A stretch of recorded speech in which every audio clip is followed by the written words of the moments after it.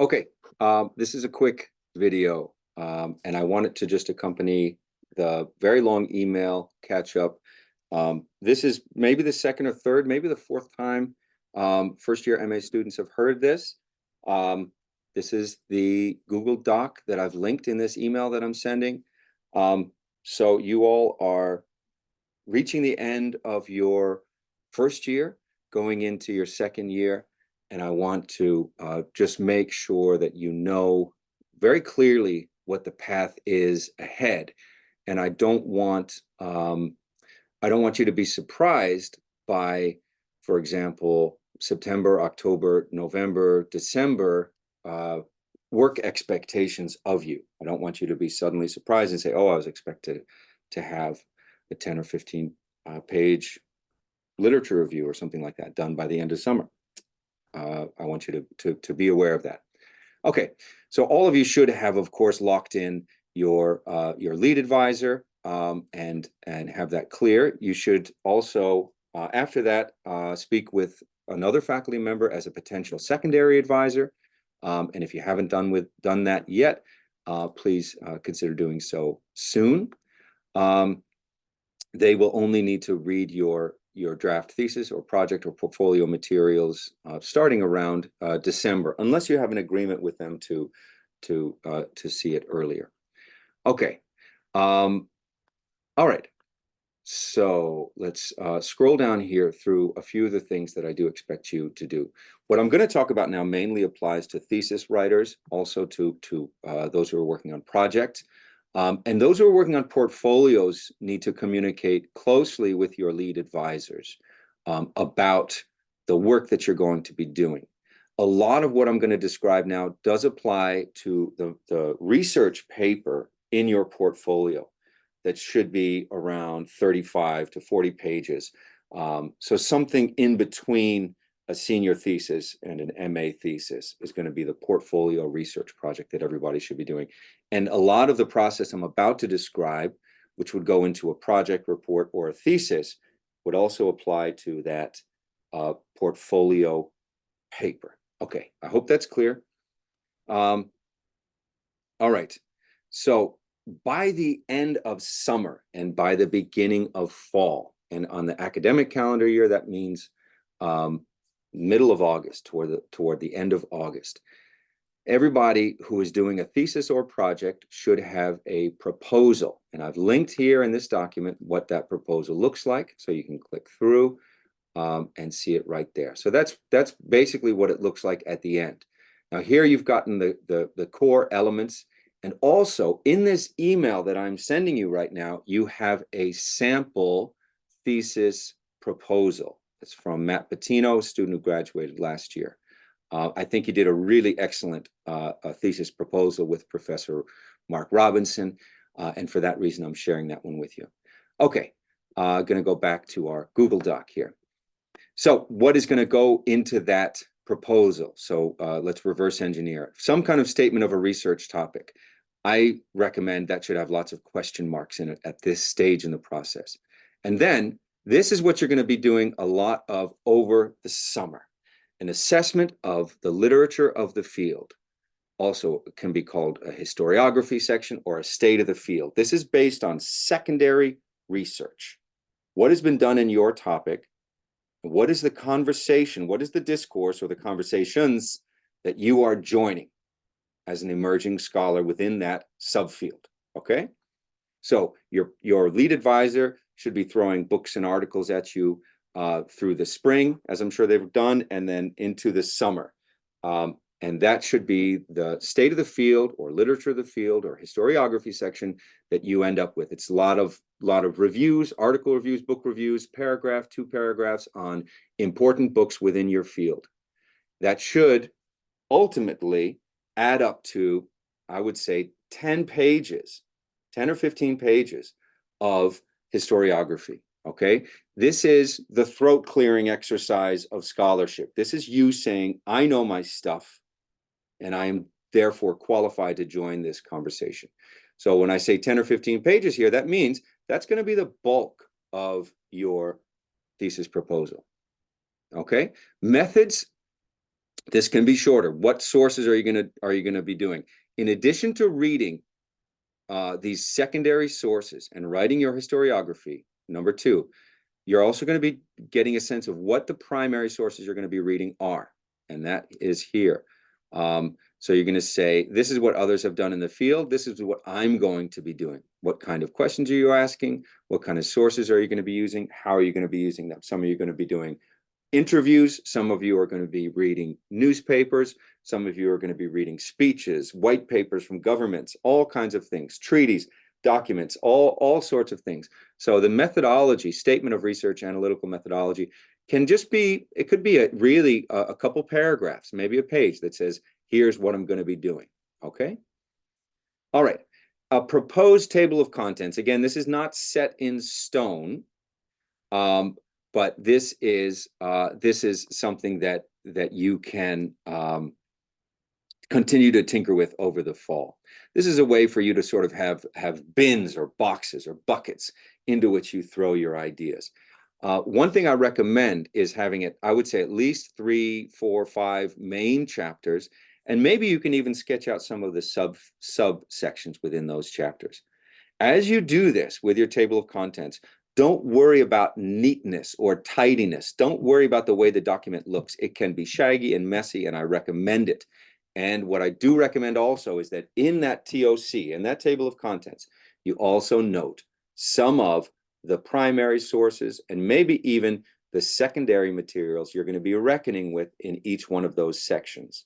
And then you will see if it's a little lopsided. If you have 1 or 2 sections that have no sources to bolster them and 1 or 2 that have lots and lots of sources, then you can reconsider your priorities there and tinker with that. Okay, annotated bibliography, this should take care of itself. You all are compiling those for your 6953s or other directed readings or independent studies. And this is basically the more skeletal form of what you're doing here. Okay, so it's especially your secondary literature. This is the foundation on which you build your literature of the field. And the annotation, when it says annotate, you all know what a bibliography is, of course, Chicago Manual of Style. But what you can do underneath it is add a sentence or 2, or if you want, a longer paragraph that says what the material is, not just on its own terms, but how you're going to use it. Okay, and some kind of timetable of how you're going to do this work. And again, the attachment with Matt Patino's work is a good guidance here. And then thesis director approval. This all needs to be done at least in draft form by the beginning of the fall term. Okay, by the beginning of the fall term. All right. So and that's what I've shared here with you, okay? And you can then tinker with this. I want to emphasize something, a sort of big headline. Don't worry about this proposal getting very clean and neat and fixed up and everything over the fall semester. I've had students in the past get a little bit preoccupied with the actual proposal, spending a little bit too much time on it after it's already been run past their lead advisor. The proposal is not the most important thing. It's important that it has a lot of substance. When I say the proposal isn't the most important thing, what I mean is the sort of window dressing of the proposal. It doesn't need to be tidy and neat and crisp and clean. It can be messy and shaggy as long as it's substantial and there's a lot of really good material there. Okay, so June, July, and August, what you're going to be doing, read. That's what we're headed toward right now. Begin compiling your annotated bibliography, keep organized notes, consider how your project may be broken into several sections for your chapters, and set reading goals and meet them. Read strategically. Aim to have a good historiography section or state of the field literature review. That number 2 here in your thesis proposal. All right, and you can do that piecemeal. Here's one description of this kind of essay. Find out what's been done in the secondary scholarship and what do you think about it and how will you use it or not use it. That's what your charge is. Okay, August and September, you're going to submit your draft thesis project portfolio proposal, submit it to your lead advisor. And if you're in close a working relationship with your secondary advisor, you can loop them in, but you don't have to. Have a completed working annotated bibliography. Primary and secondary sources are listed with a sentence or two of explanation for each. Outline with source annotations, what sources are going to be used, and then dig into the pre-writing. Go ahead and start. I recommend writing directly in your outline. You can copy and paste your outline over to a new document and just start populating that outline with sources, and then maybe even some pre-writing and some notes. This is what I hope to do in this section. You can do color highlighting. You can ask yourself questions. It's your draft, so you can send notes to yourself that say, I don't know what I'm going to do with this section, but I know I'm going to use these sources. Those kind of things. This is not a time for tidiness and neatness. It's a time for messiness and finger painting and getting things on the table. Okay, in October, you should have a very rough, by the middle of October, you should have I would say a rough 20, 30 pages of your draft. And again, if you do it sort of in that way, if you do it in that way of just getting ideas and materials and sources and block quotes and chunks of text into the outline and turn that into your draft, and it's messy, but it's substantial, you're going to make progress rapidly there. So that by October, I hope you have 10, 20, 30 pages. And then by November, by around the middle of November, before Thanksgiving, I would say, you should have a rough draft. And I think that should get to be about 60 pages. Okay. So this is, again, pouring in your sources, getting your ideas on the page. Don't try to write 60 or more pages in a linear way from top to bottom. Get the rough ideas, very, very rough ideas on the page. At that point, I recommend writing in Google Docs. You don't have to. You can do it however you want. But if you do, you can send the link to your lead advisor and get some preliminary comments and guidance on where things are and where you're headed. You can signal to your lead advisor with notes in the margins, I know this section is messy. This is what I hope to do with it. Or this is the section that I think is the most important, and I'd love to have your thoughts on it, etc. Those kind of communications are fair game at this stage in the process. Okay. Then hopefully this is a sample timeline. You don't have to adhere to this precisely, but I recommend considering it.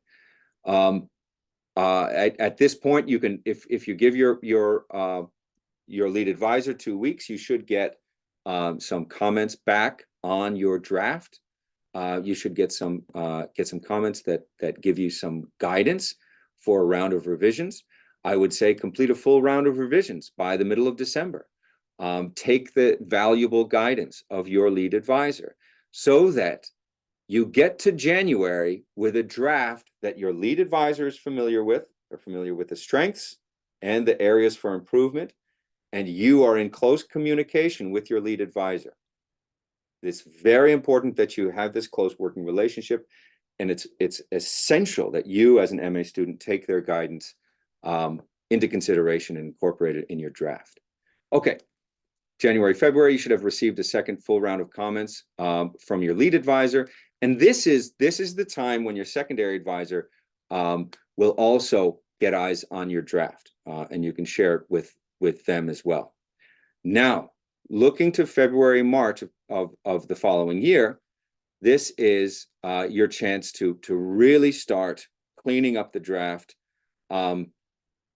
You can, at this point, you can exchange materials with your MA cohort classmates and that kind of thing. And then you're going to start getting this into thesis formatting. You'll be pleasantly surprised when you go from something like 50 or 60 pages, if that's what it is, and you multiply that by something like 1.2 or 1.3 or even 1.4, and your page count suddenly goes up because your thesis formatting is going to go into a sans serif font. I'm not sure exactly what it is, but I've given you the link there, so you'll make sure that the formatting is correct. Okay.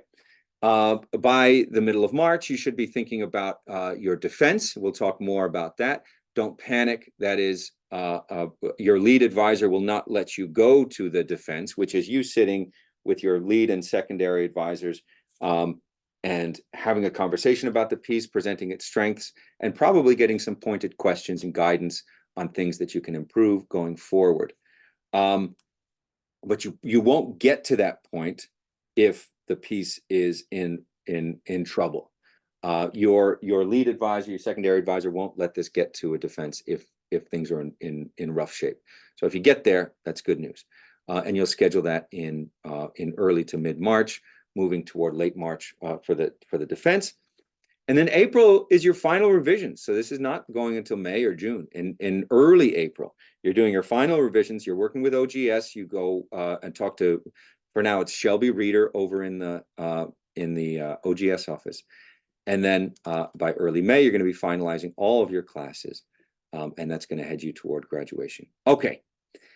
This also something Professor Robinson sent, which I think is a very, very neat and a skeletal way to think about what your thesis might look like. Now, again, projects are going to be different. Project reports are going to be different. They're going to be in close collaboration with your lead advisor, and portfolios are going to be different and also in very close collaboration with your lead advisor. So you need to do that. For those of you who are thinking about doing projects or portfolios, I'm sure there are plenty of questions, question marks remain, and we can continue to talk about that. For those working on a portfolio, I will follow up with a separate note, and we can discuss that a lot more. This has mainly been for those who are on the thesis or project track.